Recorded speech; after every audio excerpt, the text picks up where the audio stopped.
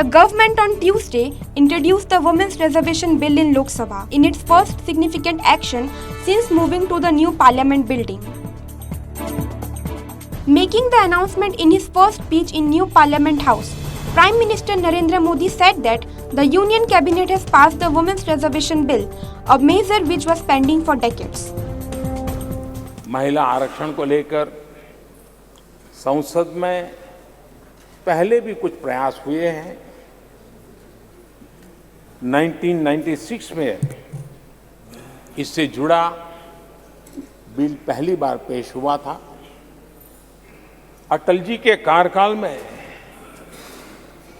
कई बार महिला आरक्षण का बिल पेश किया गया, कई बार, लेकिन उसे पार कराने के लिए आंकड़े नहीं जुटा पाए और उसके कारण वो सपना अधूरा रह गया। The bill was later tabled in the House by Union Law Minister Arjun Ram Meghwal. मैं प्रस्ताव करता हूं कि भारत के संविधान का और संशोधन करने वाले the constitution 128th amendment bill 2023 यानी नारी शक्ति वंदन अधिनियम 2023 को सदन में पुनर्स्थापित करने की अनुमति दी जाए। Here's what you need to know about the bill. The first bill to be presented in the new Parliament building is the Women's Reservation Bill, named as the Nari Shakti Vandan Abhiniyam. According to Law Minister Arjun Meghwal, the measure seeks to provide women 33% of the seats in Parliament, state assemblies and Delhi Legislative Assembly. Reservation of seats for schedule caste and schedule tribe जो प्रावधान पहले से है उसी में ही हम 33% महिलाओं के आरक्षण की बात कर रहे हैं। स्टेट लेजिस्लेटिव असेंबली में 33% महिलाओं के लिए आरक्षण की व्यवस्था कर रहे हैं।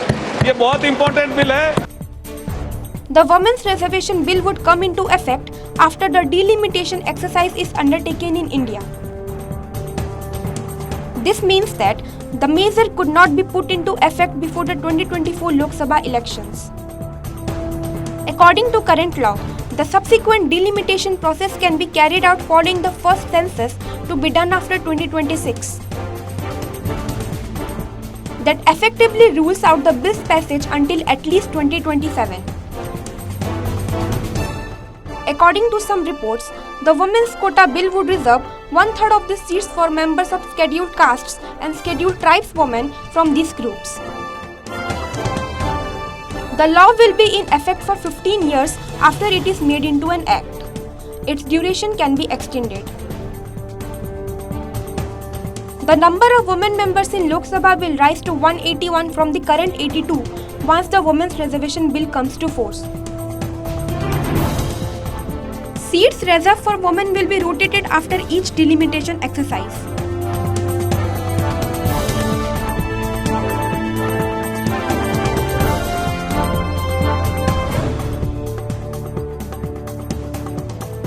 Amid deteriorating diplomatic relations between India and Canada, India on Tuesday announced expulsion of a senior Canadian diplomat based in New Delhi who has been asked to leave within the next 5 days.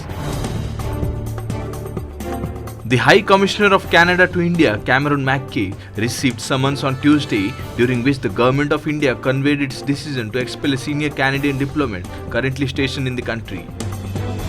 The concerned diplomat has been officially instructed to depart from India within the next 5 days, a statement issued by the External Affairs Ministry said. The statement reads that the decision reflects Government of India's growing concern at the interference of Canadian diplomats in our internal matters and their involvement in anti-India activities. The decision came after Canada had earlier expelled a high-ranking Indian diplomat. These developments have occurred after Canada Prime Minister Justin Trudeau on Monday in an emergency statement in Parliament accused the Government of India of involvement in the fatal shooting of Khalistani terrorist Hardeep Singh Nijjar. Trudeau had said that the Canadian security agencies have been actively pursuing credible allegations of a potential link between Indian government agents and the murder of Khalistan Tiger Force chief Hardeep Singh Nijjar in British Columbia in June. India, however, has rejected the claims of the Canadian government that it had an involvement in the killing of Khalistani terrorist Hardeep Singh Nijjar. Terming them as absurd and motivated, the External Affairs Ministry said in a statement, "We have seen and reject the statement of the Canadian Prime Minister in the Parliament as also the statement by the Foreign Minister." The External Affairs Ministry said allegations of Government of India's involvement in any act of violence in Canada are absurd and motivated. Tarang Cine Productions' much-awaited movie of the year, Pushkara, released on Tuesday on the auspicious occasion of Ganesh Chaturthi. Pushkara is now being screened in 25 cities in Odisha, including Bhubaneswar, Cuttack, Baleswar, Jajpur, Rourkela, Sambalpur and Sundargarh. The premiere show of Pushkara was held at Maharaja Hall in Bhubaneswar today. The film is based on eminent writer Shankar Tripathi's Odia novel Nadabindu, which gives a peek into different waning traditional rituals and cultures of Odisha. Apart from that, the makers have also shed light on different ancestral occupations practiced for ages but are currently disappearing in modern culture. The response to the film has been overwhelming on the opening day. The audience loved the work of lead actors Sabyasachi Mishra and Supriya in the film. गोटे मौलिक ओडिया कहानी गोटे उपन्यास रु cinema आ सेही सिनेमार जो प्रयास ताकू अनेक वर्षरु हमर entire team Tarang cine productions रो एंटायर टीम एवं ता सहित आरआर इवेंट्स एंड प्रमोशंस रो टीम एवं वर्तमान राजश्री पिक्चर्स मध्य सिनेमाटी को डिस्ट्रीब्यूट करूचंती ऑल ओवर ओडिशा एवं आस्ते आस्ते हम इंडिया भितर अन्य जगह मानकर मध्य रिलीज करिया पई प्लान रखिछु तो आशा करछि जे आज प्रथम दिन रेस्पॉन्स और प्रथम दिन हमरो फर्स्ट डे रो ऑडियंस से मानकर जो रिव्यू बाहर को जीवो से माने जतबेले सिनेमा हॉल रु बाहरिबे तांको मुहरु जतबेले तुंडबाईर सहस्र कोश हबो सिनेमा रो जहा अछि मेरिट किबा जहा भी प्लस पॉइंट्स सेटा आसंता कालीठु लोकमान को सिनेमा हॉल को टाणिबो बोली मोर दृढ़ विश्वास। आज रेस्पॉन्स तो बर्तमान जाए भल अच्छी बहुत लोग आसछंती आउ फिल्म विषय कहिया गले फिल्म आम ओडिया कल्चर को नहीं करिछु आउ आपण मन निश्चय भल लागिवो। India's space-based solar observatory Aditya L1 has begun collecting scientific data en route to observe the sun. ISRO informed that the sensors of the supra-thermal and energetic particle spectrometer STEPS instrument, a part of the Aditya Solar Wind Particle Experiment payload, have begun the collection of scientific data. Developed by the Physical Research Laboratory with the support of Space Application Center in Ahmedabad, the STEPS instrument has begun measuring suprathermal and energetic ions and electrons at distances greater than 50,000 km from Earth. This data helps scientists analyze the behavior of particles surrounding the Earth. The STEPS instrument comprises 6 sensors, each observing in different directions and measuring suprathermal and energetic ions ranging from 20 keV nucleon to 5 MeV nucleon in addition to electrons exceeding 1 MeV. These measurements are conducted by using low and high energy particle spectrometers. The data collected during Earth's orbits help scientists to analyze the behavior of particles surrounding the Earth, especially in the presence of magnetic field of Earth. According to ISRO, STEPS was activated on September 10th at a distance greater than 50,000 km from Earth. This distance is equivalent to more than 8 times the Earth's radius, placing it well beyond Earth's radiation belt region. After completing the necessary instrument health checks, data collection continued until the spacecraft had moved farther than 50,000 km from Earth. A figure displays measurements depicting variations in the energetic particle environment within Earth's magnetosphere collected by one of the units. These STEPS measurements will persist during the cruise phase of the Aditya L1 mission as it progresses towards the Sun-Earth L1 point. They'll continue once the spacecraft is positioned in its intended orbit. Data collected around L1 would provide insights into the origin, acceleration, and anisotropy of solar wind and space weather phenomena.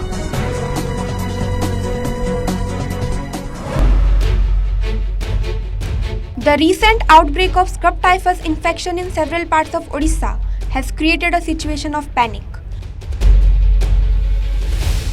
People are living in constant fear with the rapid increase of this deadly infection. The disease is spreading in large numbers particularly in western Odisha's Bargarh, Sundargarh and now in Keonjhar. Keonjhar has so far recorded a total number of 627 positive scrub typhus cases. Today, 10 more fresh positive cases were reported in Sundargarh, taking the total infections to 193. Death of one person has been reported so far in the district. Bargarh has reported 12 positive cases of scrub typhus infection, out of which 6 persons have died. Scrub types surveillance आम करुचु testing होउची scrub types बड़ कथा होची testing शीघ्र हवा दरकार early part रे हवा दरकार डाक्तर माने सेंसिटाइज होगी प्रिस्क्राइब करिया द्वारा जेते शीघ्र डायग्नोसिस हम कॉम्प्लिकेशन आड़ को जीव नहीं तेणु सेटा करने को चेष्टा चलती तेणु से पर्यायर टेस्ट संख्या बढ़ुची स्क्रब टाइफस आमर तो प्रतिदिन टेस्ट चली जनवरी 1 2023 मसीहा 23 आरंभ एपर्यंत आमर गत काली सुधा 183 केस आम डिटेक्ट करूँ से 901 सैंपल आम टेस्ट करूँ आज आम 59 सैंपल जिले टेस्ट होती 10 पॉजिटिव बाहरी तेणु ये 10 मिसे आम 193 पॉजिटिव केसेस हेले आज सुधा यही स्क्रब टाइफस ये वर्षा दिन टिके बढ़ी से लोक मान सचेतन करने आमर डिपार्टमेंट लगी पड़ी आमर डॉक्टर आमर एएनएम दीदी मैंने आशा दीदी मैंने सेंसिटाइजेशन काम कर सेंसिटाइज करूँ।